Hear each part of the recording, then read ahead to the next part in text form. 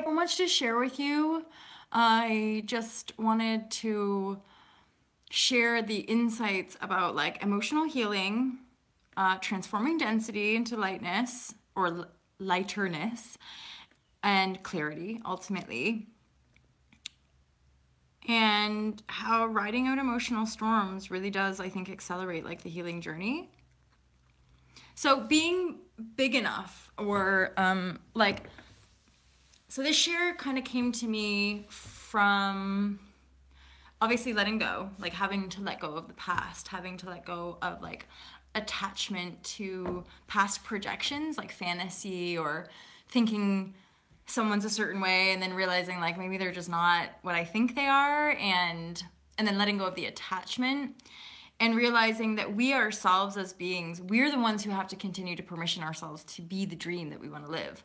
You know, our families and our friends and like the people around us, we can't necessarily like expect other people to tell us the truth of who we are. And yet our society, we're kind of conditioned to do that. We're kind of conditioned to be afraid of the truth of who we are. We're afraid of judgments and we're afraid of criticisms. And yet when we're living in fear of other people's judgments, it's because we're judging ourselves. It's ultimately, all judgment is self-judgment. Ultimately, that's the point of all this like oneness stuff, is realizing like everything you're experiencing is your choosing. Everything we're living is our choosing. Like even the worst, annoying, dark, despairing heartbreak and heartache and betrayal and like feeling all these horrible, icky, uncomfortable emotions. And yet my experience as I endeavor to really embrace and heal and transform these deep and dark wounds that are not just my own, but part of this kind of collective human story, I'm really realizing that, you know, our power to transform is very real, but we have to actually believe it, and we have to know that we are deserving of our dreams. Like no one else basically is going to tell us we're good enough. People will, and here's like the creepy thing, right? Is that even people that love us, like people like our family, for example, or like our tight friends, people will actually like say things in like funny odd ways to keep us feeling small so that we don't change and expand, which then would make them afraid, right? Change ultimately can make people feel frightened, and so in their fear they kind of project ways of keeping you thinking you're small so that your potential expansion doesn't make them feel uncomfortable. But at the end of the day, we're really only here for our own awakening. We're really, as beings, as souls, as, you know, divine sparks of universal energy, we are here to awaken to a broader aspect in form on planet Earth. And it's like a beautiful journey and it's an amazing thing. And what I'm realizing as well, in as far as detaching, is that my divine connection is pure and true, and it is what keeps me going. And no person and no amount of money and no other thing outside of me is ever going to keep me going the way my divine spark does. And that is something that I gotta say, as a 35-year-old woman, I'm very grateful to have this connection from within myself, so that I don't have to try to control people and I don't have to stay attached for too long, you know, to energies that don't serve me. Even though my heart might be full of love, my heart might want to share that love for people that don't get it or don't understand it, or maybe it hurts them, or maybe it confuses them, or maybe they think like, love, like fucking pressure, like stop putting pressure, and you're just like, oh, like it's all love. And yet when we're not open ourselves, when we're not connected to the divine spark, we don't know how to receive, because we're not in love. We're in judgment, we're in criticism, we're in self fucking, life is hard.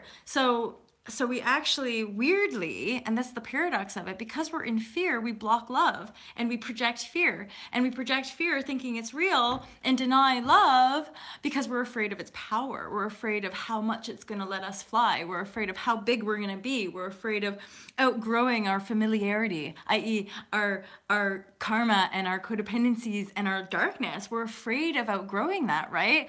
Hey, Michelle. Hey, girl.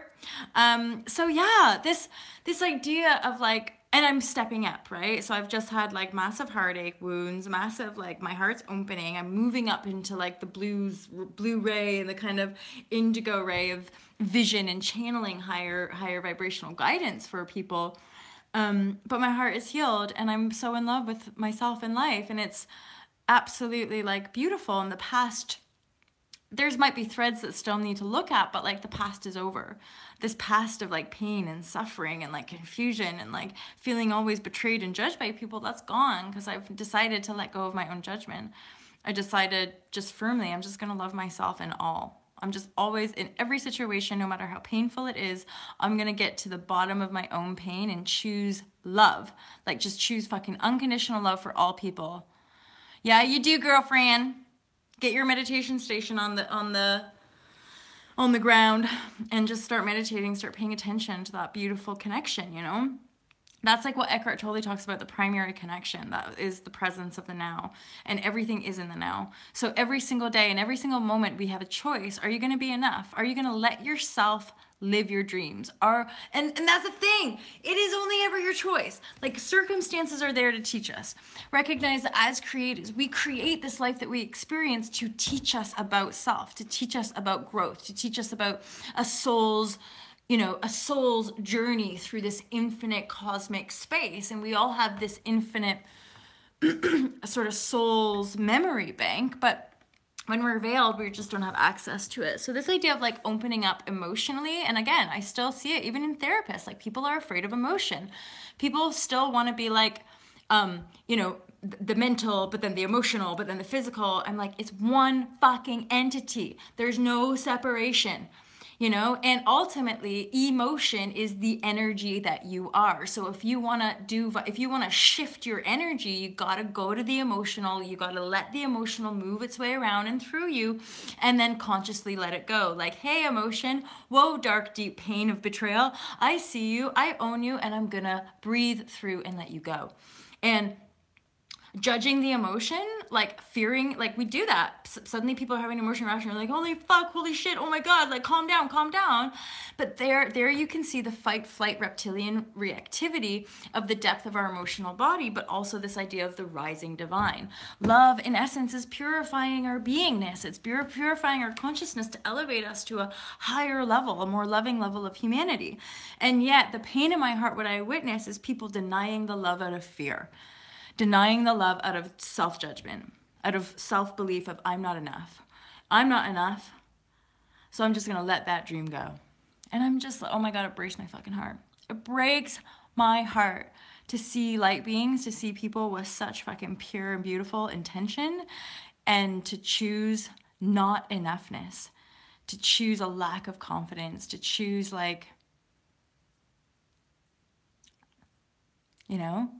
because the past is more familiar, right? The past feels more comfortable because it's familiar to stay in drama, to stay in confusion, to stay in chaos, to stay in like gossip and stuff, because it's familiar.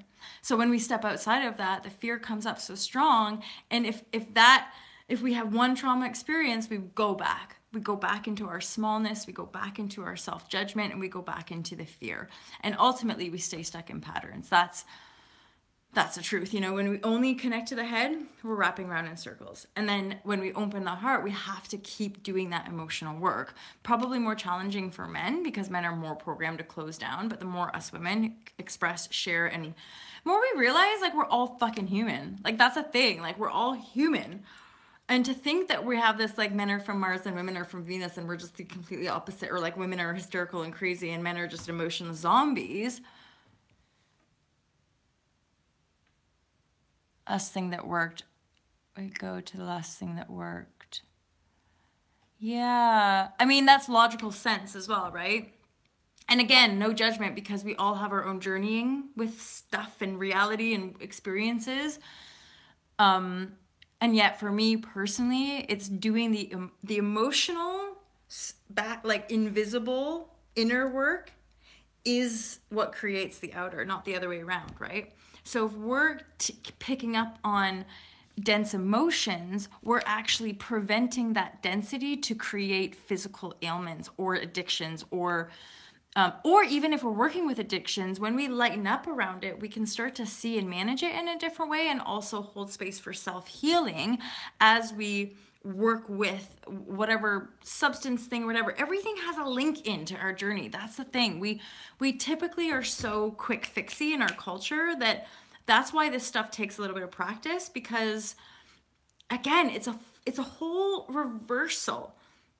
So day to day, moment to moment, you're suddenly like pulling back from the reality you've already created, pulling back, dealing with all your shit, all of your emotions, all of your pain, and then uprooting the core dense wounds of separation, uprooting the veils that make you think that you're a powerless victim, because you're not. We're totally 100% divine, godlike creators. We can manifest whatever it is we desire, but the clarity we have to find comes with a lot of emotional grit and a lot of emotional work, which again can be the biggest, scariest leap when we first endeavor it, because there might have been times in our ancestral past or even kind of karmic past life where feeling emotions would have had us hospitalized, drugged, maybe killed, abandoned, like all of these things. And so there's an essence of us kind of recreating these patterns, and yet more and more of us are awakening to like, oh, I can let that go now. We're living in the age of Aquarius. We're living in this great time of transformation. We could say we're now living in the age of information and transformation. So the information, the download of higher vibrational information, is helping to transform the collective energy frequency patterns. And then that will eventually evolve a new world, a new economy, new systems, new structures that are just better for the whole, that serve the whole. Because now we're coming into alignment, we are intending that our systems and structures serve the whole, and that we share our resources, obviously, because the disparity of the pain we're feeling, we're being stretched so far, that disparity is kind of bursting us up into a higher level. Guys, thank you so much for listening. Rochelle, always a pleasure to see you. Always in mega appreciation mode for you guys. Subscribe and comment and share, buy my book. I really appreciate people spreading the message about All to Love and about the Fearless Life Guide and stuff that I do. Have a gorgeous day, Rochelle! And anyone else watching, love you guys loads. I'll speak to you real soon. Have a great Sunday.